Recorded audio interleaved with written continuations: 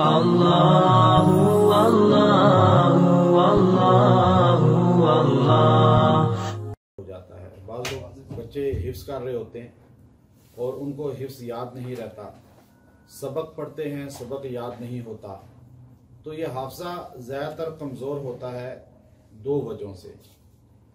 ایک وجہ جو ہے وہ معصیت ہے۔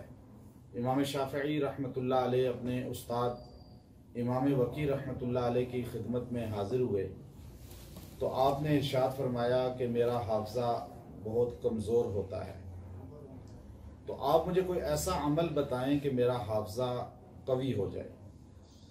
تو امام شافعی رحمۃ اللہ علیہ کو ان کے استاد امام وکی نے یہ ارشاد فرمایا کہ معصیت خداوندی سے، نافرمانی خداوندی سے بچیں۔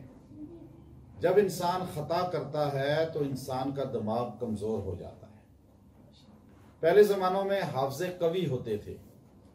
آپ نے دیکھا صحابہ کرام رضوان اللہ اجمعین کو کتابیں لکھنے کی ضرورت نہیں پڑتی تھی، کتابیں محفوظ ہوتی ہی نہیں تھی اس زمانے میں۔ حدیث لوگ کہتے ہیں جی حدیثیں 200 سال بعد لکھی گئیں، تو وجہ یہ تھی کہ صحابہ اور تابعین کے زمانے میں یہ حدیثیں ان کو زبانی یاد ہوتی تھی، ایک بار جو چیز سن لیتے تھے زبانی ان کو محفوظ ہو جاتی تھی ان کے دماغ کے اندر۔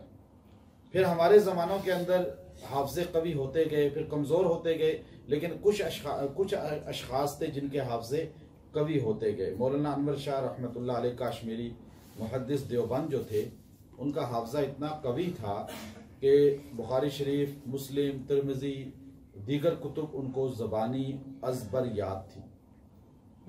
اور جب وہ تشریف لائے تھے بہاولپور مقدمہ میں ختم نبوت کے، تو مولانا عبداللہ درخواستی رحمۃ اللہ علیہ نے، ہمارے 1994-93 میں ان کا انتقال ہوا، انہوں نے بخاری شریف زبانی حضرت کو سنائی تھی۔ تو لوگ ہوتے ہیں حافظ، آج کے دور میں بھی ہیں حدیثوں کے، بخاری سیاہ ستہ کے حافظ، اس طرح قرآن پاک کے حافظ ہیں، لیکن قرآن پاک بھی بھول جاتا ہے معصیت کے ساتھ، یہاں تک کہ عام لوگوں کو سورہ فاتحہ بھی بھول جاتی ہے۔ آپ نے دیکھتے ہیں ہمارے کئی بڑے بڑے جو سیاست دان ہیں، وہ جب سورہ اخلاص کو پڑھتے ہیں وہ ان سے بھول جاتی ہے۔ لوگ ہنستے ہیں، مذاق اڑاتے ہیں، وہ الگ بات ہے، تمسخر نہیں اڑانا چاہیے کسی کا، لیکن سورہ اخلاص جو بچپن سے بندہ پڑھتا ہے، اور ایک اتنا بڑا وکیل ہے جو ملک کی سب سے بڑی عدالت کا سینئر وکیل ہے، جب وہ پڑھتا ہے تو بھول جاتا ہے۔ ایک وزیر داخلہ ہے، وہ پڑھتا ہے وہ بھول جاتا ہے۔ آپ میں سے اکثر بندے اس طرح بھول جائیں گے۔ عام لوگوں کو سورہ کوثر بھول جاتی ہے، چھوٹی چھوٹی صورتیں بھول جاتی ہیں، اور جن کو یاد ہوتا ہے تو بعض اوقات وہ پورا قرآن پاک پڑھتے ہیں، تراویح میں ایک غلطی بھی نہیں آتی۔ تو یہ کیا ہے؟ حافظہ کیوں کمزور ہو جاتا ہے؟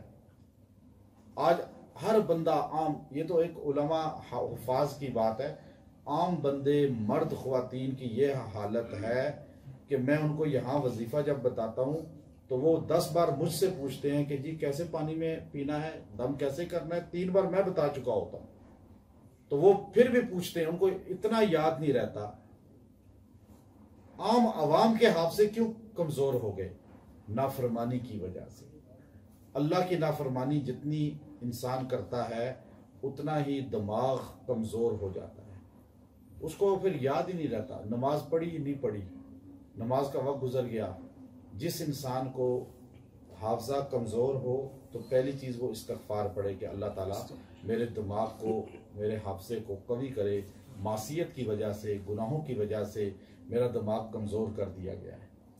اور حال یہ تھا، اس امت کی عورتوں کا یہ حال تھا کہ اس کا امت کے اندر سب سے بڑی عالمہ، حافظہ، حدیث کو محفوظ کرنے والی سیدنا ابو ہریرہ سب سے بڑے حدیث کے محفوظ کرنے والے، ہم تک پہنچانے والے ہیں۔